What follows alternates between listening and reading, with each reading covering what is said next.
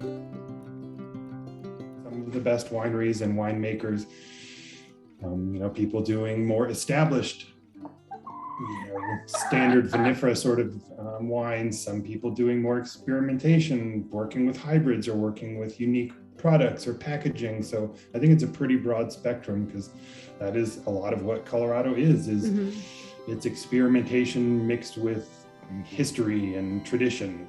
So it's an interesting place to be. Well, there were surprises along the way, like when I fell into the tank during fermentation, only up to my waist, thankfully, but ended up winning a gold medal for that wine. Kind of got into wine, like so many great things in life. I got into wine by meeting a girl, my wife, Kaylin. Their family had a small vineyard in southeast Missouri. And I'm still to this day believe that they sent her to college to maybe find labor, because we hadn't been dating very long, and I found myself in the August Missouri heat picking grapes at their vineyard. Kind of learned all about wine and winemaking on a small home making scale. Learn how intertwined it is with agriculture, and agriculture is something I grew up in and have always loved. And I love the fact that wine represents the agriculture that was put into it. And we are doing a little makeover to the can. So I'm giving you guys the first sneak peek of what you will see the end of this month. These are our new white wine cans. We have our new red wine cans. And what you will see this summer, which no one has seen, are our rosé cans.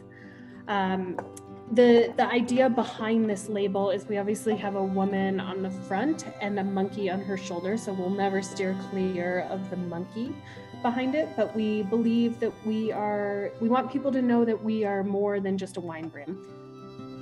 But Daryl's an amazing dog. He's got a super great personality for being a winery dog. Made an appearance on a wine bottle. He was on our 2017 Merlot. Yeah. He's on our tasting room wall, and he is at our tasting room front door all day, every day. Yeah, so. I mean, we get people who will literally just show up to see our French Bulldog. That's what they say. I grew up making wine as a family hobby. I grew up in Brighton. My dad made wine in the garage. I started learning to make wine when I was about 15, 16 years old. My dad learned from my grandfather, who was an Italian immigrant, came here to Colorado, worked the coal mines down near Trinidad, Colorado, in a coal camp called Delawa. So like all the old Italians, they made their own wine. That's how my dad learned from my grandfather, and it was just something passed down to me. So radio was actually my chosen background, my chosen career. And I worked in Denver radio for almost 20 years. And got fired one day. They flipped our station country, and we all got blown out and shown the door. So I went out and got my sommelier certification. And with my wife, we opened an urban winery in our neighborhood. So, which is coming up on 16 years ago. So really, that's how I got in. Forced out of the workforce and to make my own deal. Very good. I'm Kai Bab Savage. This is Patrick Matashevsky of Savage Spectrum. Winemaker, grape grower. That's right. So we got into this business. I started by farming. 22 years ago, I started farming grapes. Sorry, give me a second. Good morning. Okay, here we go. So yeah. I don't know, to answer that question, I mean, both of us were wine buyers on the Front Range for many years. Mm-hmm. And, we saw aspects of the winemaking world.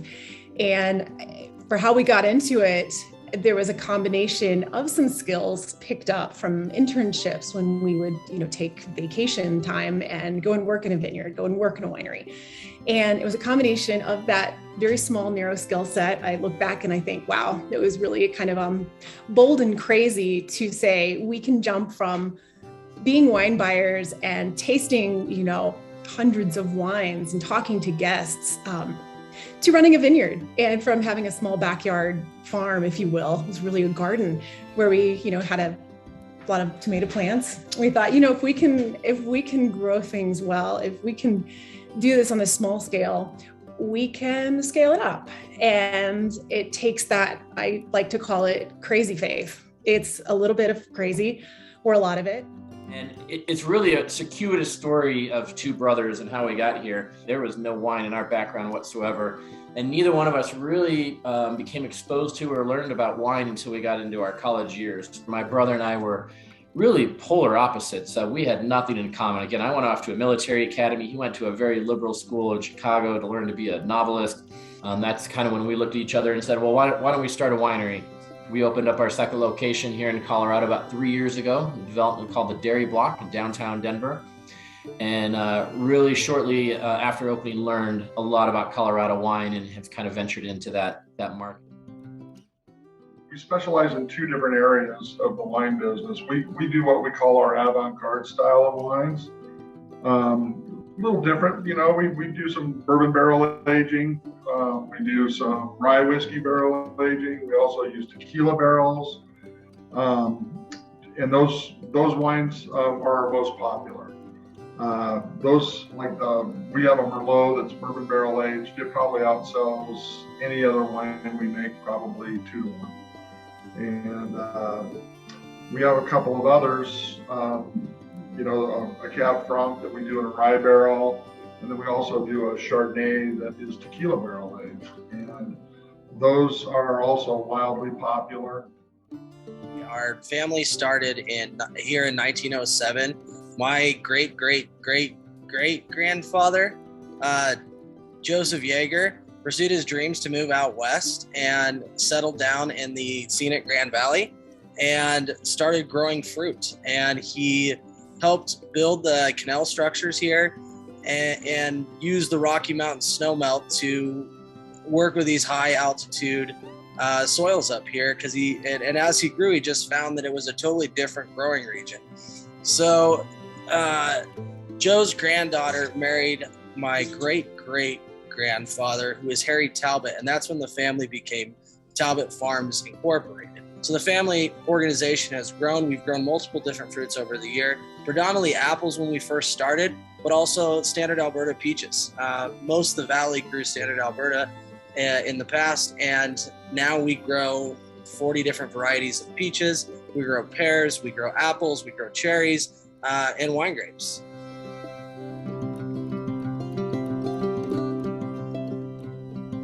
We're trying to make wine unpretentious. We're trying to make it unique and innovative and fun. And we want somebody who is a somm and knows everything seemingly about wine, because that's what somms do, right? And to sit next to somebody that knows nothing about wine, but they leave with a sense of excitement. They want to explore and take the adventure further. And then we launched you want to tell them about Paquette? We launched last year. It's a upcycled, sustainable product. Yeah, so we took our pressed white grape skins and we actually flooded it with carbon filtered water and allowed a natural fermentation. We did this to each varietal, and we pressed them all together. And at the end, we just rack it all together and let it do its thing. Very highly crushable, natural wine, no added flavorings, nothing added. And it's just a really fun product for people who want to imbibe, but they want to watch their calories or their alcohol intake. So it's inspired by the 80s Tron movement. And Tron meets Book Cliffs here. Yeah. So super fun product, low ABV, easy drinking. And Paquette, again, it's one of these ancient techniques that was currently rediscovered. So yeah, let's bring it to the people. But the whole premise of the company and why we started it is we wanted to take everything that was pretentious out of the wine scene and really bring it to the people of Denver. And that's where canned wine came into play. We pride ourselves on being one of the first in the US to can wine. A lot of people have seen these monkey cans in the market. Super fun.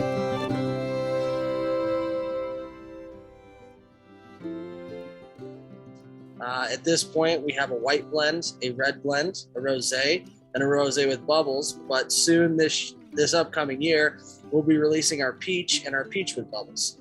We also have a line of wine spritzers that we produce here in Palisade as well. And yeah, that's most of the brand. Our tasting room's in a 1940s packing shed. We have a beautiful backyard. We always have the winery cats around. If you like big dry reds, we can find one of those. If you like, we're very partial to Austrian and German varietals. So we do a dry Riesling, a dry Gewürztraminer. We do Blaufränkisch, also known as Lemberger. We make wines in a lot of very traditional styles, but we experiment on the marketing and the packaging is like probably the most. The first new brand we launched was NSFW, which was not safe for work. But literally, I just finalized label approvals. Are the High Desert Wine Lab. Dry Riesling's White Light. Our Lemberger or Blaufränkisch is Exodus. One of the things that we're big believers here is in sparkling wine, and we think that sparkling wine has a tremendous future in Colorado. That the short growing season, the varieties that really thrive in Colorado really lend themselves to making some really great sparkling wine, and it just takes a real investment into that. And so something we specialize in and are known for is our sparkling wines, our Sparklet. It's a lifestyle brand, just a real fun, whimsical, easy drinking, fruit forward, approachable sparkling wine. Kaibab came to me with like Petite Pearl or Verona, and he said, how can we make a really nice wine out of these? And we figured if we don't fit them into a box and we let these grapes kind of do their thing, be what they want to be. Like we have we have our Sparklet, our sparkling wine, but then we have our Petulant Natural. There we go. Which is a naturally bottle fermented wine. So we have 6-7 sparkling wines currently. Yeah, too many. And we have plans. We do have plans for the true method Champenois. That's in the works as well. Yeah, that's aging currently. The biggest thing that we specialize in is having a high quality Colorado estate grown wine in a can and in a keg. Accessibility has been one of our biggest focuses in sustainability. And when we look at our canned brand, not only can you take it on the river, take it on hikes to where it ties in a lot with the cider brand due to just the packaging alone, but it's also 100% recycled. When we bought Carlson Vineyards, we were probably best known for our Laughing Cat label, which is a line of semi-sweet and sweeter wines. After we purchased the winery, we've started to broaden our base to where we try to make, approachable, dry wines that are, my goal is always to make a wine that you can have Tuesdays with tacos. It doesn't have to only be a special occasion wine. Yes, we're at 4640 Pecos Street, 1 block south of I-70 in Pecos. We're in the same plaza as Quiznos, and we are open Wednesday through Saturday. Love to have you out here. Come taste some wine made on the north side. Well, we do. I would say we love to experiment in a couple different areas, like with barrel aging. And then we also have some really unique ports. And our ports are crazy popular because there's nothing else like them. It's a chance to try something truly unique in the wine industry. We kind of bring a different mentality to it, a different thing. We can make traditional wines if you like those. We've won gold medals with our traditional wines, but by far our most popular are these avant-garde wines. And they're a little different, and I'll tell you, people love them. I would argue we are now one of the leading advocates for Colorado wine on the Front Range, and probably sell more different Colorado wine than anyone here in Colorado, and we're proud to continue doing that. And today our lineup is pretty wide. We do about 12 to 15 different wines, different varietals, different blends, both white, red, and rosé, still and sparkling. We no longer specialize in a particular type of wine so much as we specialize in experience. And that's something that we really wanted to emphasize when we started the winery. No matter what kind of wine we made, whether we're making $200 bottles or $20 bottles, it was about the experience for the guest.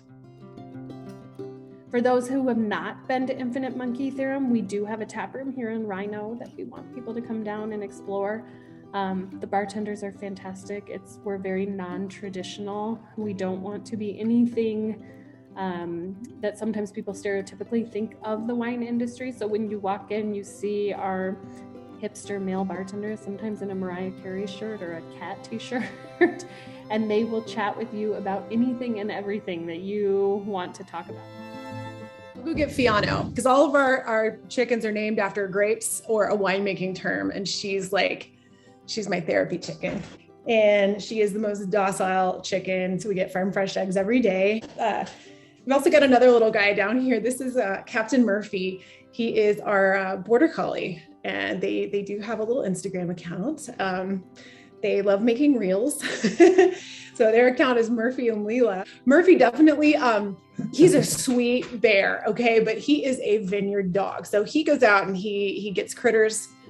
He keeps our pest control down. So he definitely goes out and, takes care of ground squirrels, voles, mice. They have an IG page too, Kazu and Ash. And this whole project, the name for this project was named after, sort of loosely, our old cat Storm. Our house is on the property. The tasting room's here. It's in a big red barn. We're sitting in that barn right now. And you sit out on our patio and you have just sweeping views of the Grand Mesa. And from the front of our house, you can see the book cliffs. And so when Brandon said, we found this little piece of heaven, we really do feel like we live in this little piece of heaven out here. It takes a lot of beer to make good wine. Yeah, it takes a lot of beer to make good wine for sure. We wanted to slow down. No, we're busy. I mean, it's a tough business, and it keeps you busy for sure. There's something to do all the time. It's a tough business, but extremely rewarding with the feedback you get from customers, and just makes it worth it, all the hard work.